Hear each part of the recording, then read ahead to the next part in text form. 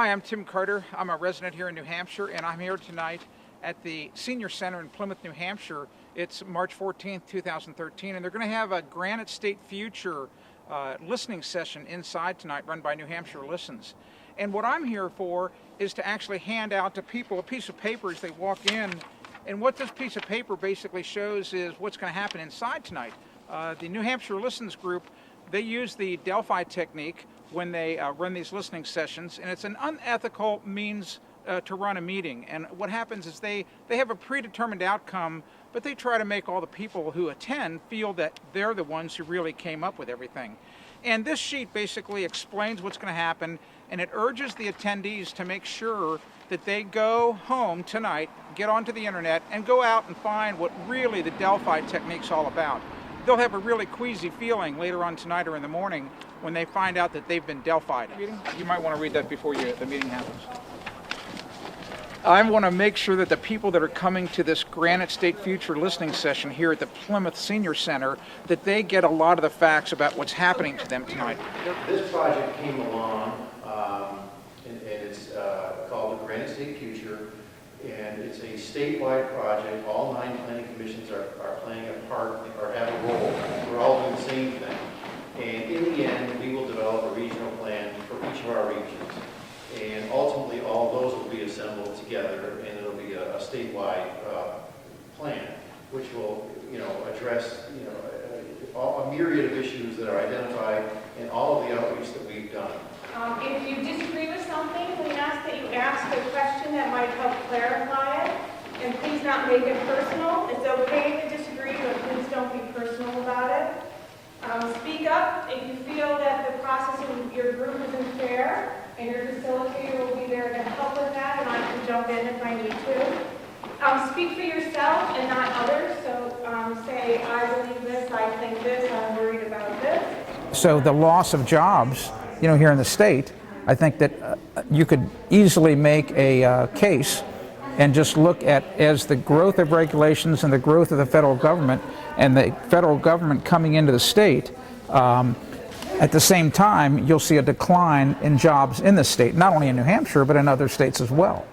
So I would maintain that it's, like Girls Gone Wild, that television show, we've got federal government gone wild.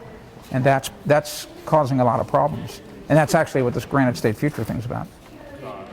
I just one more. Well, other countries they were down on the lower part of the hockey stick. All of a sudden, Japan starts to figure out in the 1950s and 60s, wow, we can manufacture too. And China just did it in the last 15, 20 years, which is why China's economy is growing. I was just answering. Hey, Kathy, I was just answering this question, but that's okay. And I appreciate that, and I'm sorry to have to interrupt you. I'm not upset. I'm supposed to invite everyone to have a turn to talk on each of these areas, and we're in such a limited amount of time. I'm not angry. I was just trying to answer the guy's question. Thank you. So while we're on the topic of land and land use, I did some research about this Granite State Future before I came to this meeting.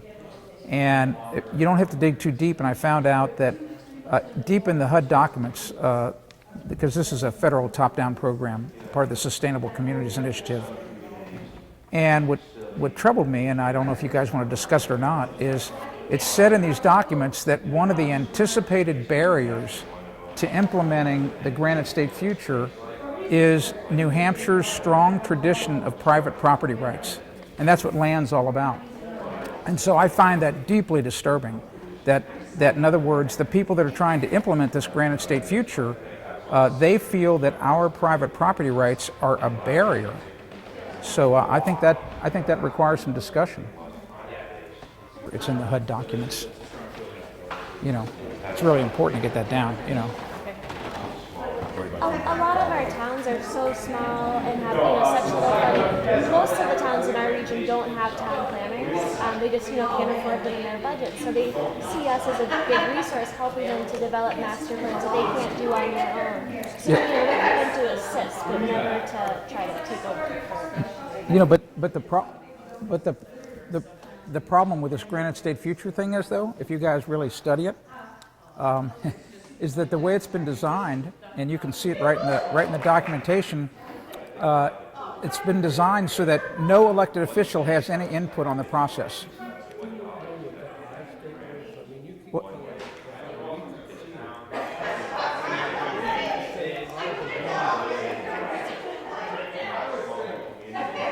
So I'm trying to explain something, Doug.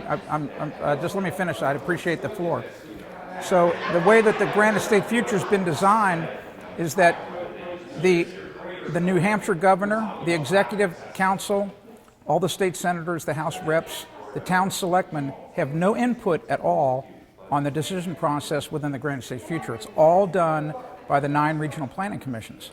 And that's something I just think that you should look into and really fully understand what this program is really about. Well, I want to keep everyone on task. Sure. Thank you for that. You're welcome, Molly. Go to the Granite State Future website to learn more about that. But I thought that's why we're here, to talk about Granite State Future. Everyone's here to talk about their community and their hopes and dreams for their community in the future. And so I don't think our facilitators are prepared to talk about the Granite State Future. We're here to listen to what folks want to talk about in terms of their community priorities. That's why we're here. We're here trying to say that we don't want the federal government in our lives. That's why I'm here. She did. And we'll just keep going along on the agenda. Sure. Were there any other comments anyone wanted to make? Hi, I'm Tim Carter, and I'm here at the taking a break at the Plymouth, New Hampshire listening session for the Granite State Future, and it's really pretty interesting. In my group of 8 or so people, I've already identified about 3 to 4 professional people that have come here, that they have an agenda, and they're pushing their agenda within our group about how government oversight, the government is good, and that personal property rights and private property rights and personal rights are not so good. So it's really a fascinating dynamic that's happening inside this little cell that I'm in. And the best part is that the overreaching facilitator of the meeting tonight, her name's Molly, she's paid by the New Hampshire Listens Group. She is here and she's hovering around our cell only, and every time that I speak, she comes over and within about 30 seconds shuts me down. So that's kind of an interesting thing. So let's go back and do a little bit more of it, and you'll see exactly what I'm talking about. So it's really pretty cool. Let's go back and do some more. And the projected speed of wireless communications in the next few years is going to blow your mind. So we don't want to wire, we don't want to spend all the money to put all that wires in. I mean, you can do it wirelessly. But who should pay for the public transportation? In other words, how would you fund that? In other words, should it be like the way we take care of the roads now? In other words, the people who pay for the roads here in New Hampshire are primarily the people that drive cars, meaning I pay it with the gasoline tax that I have, and I pay it with my license plate registration fee. So my question to you is, should the people who pay, well, I'm trying to learn from it. Well, why not? I'm just trying to extract from her. Should the people that use public transportation, should be they the ones that pay for it? I understand it. But you heard what Mike said. He works for Kelly Ayotte, Senator Ayotte, and I'm just trying to tell you that right now the federal government, every dollar that they spend every day, they borrow 40 cents of every dollar. We don't have extra money to spend on extravagances. That's a fact. That's all I'm trying to tell you. So I wanted to give you another report of what's going on in there. It's really fascinating. I wish I could have a microphone set up inside my group, because there are 3 or 4 people. We've got Becky, we've got Eric, and we've got, I think his name's Doug. These are pros that have absolutely infiltrated our group. They're here by design, and they are pushing so hard. The federal money coming in. The government knows what to do. We need public transportation. We need all this stuff, and basically taking away private property rights. It's just absolutely unbelievable. I wish, like I said, I'm trying to lean in. I'm trying to get my microphone so you can catch what some of these people are saying. You're not going to believe it. Let's go back in. That just 15,000 years ago, there was 1,000 feet of ice on top of us, and that ice stretched from the North Pole all the way over and atop of Cape Cod. Cape Cod was covered in ice, and that ice extended all the way through Ohio and the upper Midwest. And Hey, Doug, just let me talk, Commander. Please don't interrupt me. I don't interrupt you. So anyway, back then there were no factories, no buses, no cars. Nobody was burning any coal. And I'm just saying this as a point of fact. So I just want you to have this data point. It gets even better. So how much climate change, this is a rhetorical question, did it take to create all that ice? And then how much climate change did it take to melt the ice? And now here's the best part. In the past 2 million years, that process happened 4 different times. 4 periods of continental glaciation. So in other words, the point I'm trying to make is that Mother Nature has got a track record, a proven track record of drastically changing the climate. And what we're experiencing right now, we are in an interglacial period, and it potentially is just a very natural thing. Now, is what man's doing contributing to it? Possibly, maybe. But the point I'm trying to make is that you need to explain why Franconia Notch is the way it is because it was covered with 1,000 feet of ice that stretched all the way back to the North Pole. So just keep that in mind, that's all I'm saying. Our group's in the summary section right now, and what's happening is they're looking at all of the comments that were written on the big easel, and the trouble is they're only taking a few of those comments out to then report back to the group. So some of the very important comments that were made, they'll never make it to the rest of the group, and they won't even know.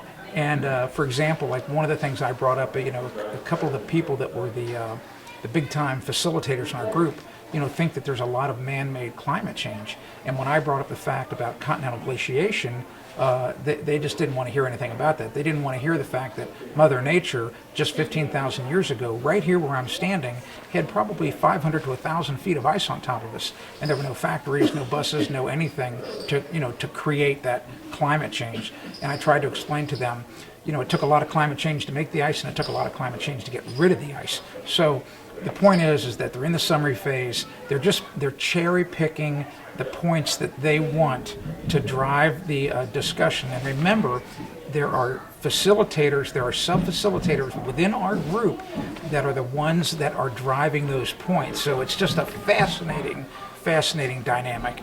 It's when you see this document, when you get into the details of this document and see how all of the data that was in that document is just driving this conversation, it's classic Delphi technique. Excuse me. We just want to do about 5 minutes of each group doing a quick report so you can have a sense of what other groups talked about tonight. As I said at the beginning, the written reports that some of your group has been working on, as well as the full notes for each group, will be on the Granite State Future website, the New Hampshire website, and that information will be emailed out to folks in a week or so. Take the comments from all of these sessions and start doing some system mapping where you're looking at what's feeding what and those relationships, that would help give us a starting point of where we could start taking actions that would have the biggest tipping point or tumbling or where you could start. If I worked on this, I would actually be feeding and working on these things. And so we felt like some tools like using these things to find system mapping would actually kind of take this group and kind of give us where that point where we could put some emphasis on it. The first one was to preserve our natural assets, whether that means I'm not going to get into the nitty-gritty of it. So we all very much appreciate the beauty of our personal private land and the state's land as for multiple uses. And we want to make sure that's preserved for many years to come. The other issue was internet access. We all very much agreed that wireless internet is going to be crucial to our economic stability and making sure that all businesses are supported throughout the state and educational purposes as well. So making sure that that's well distributed. Thank you. And actual practices in education today and what could be improved in that to bring up the next generation to be problem solvers and the next generation of entrepreneurs, which then feed into the strong, sustainable economy that we want to build. Well, the meeting's over. It was just all I can tell you is you have to come to one of these. You have to come to one of these Granite State Future listening sessions and see how you're manipulated. You simply won't believe it. The manipulation was just unbelievable. And these facilitators, let me tell you, they are well trained. And as soon as they sense somebody in the group like me that's pushing back and that has the facts, well, guess what? They do everything possible to completely shut you down or to make you look really bad. Two of the people in the group were trying to do it to me.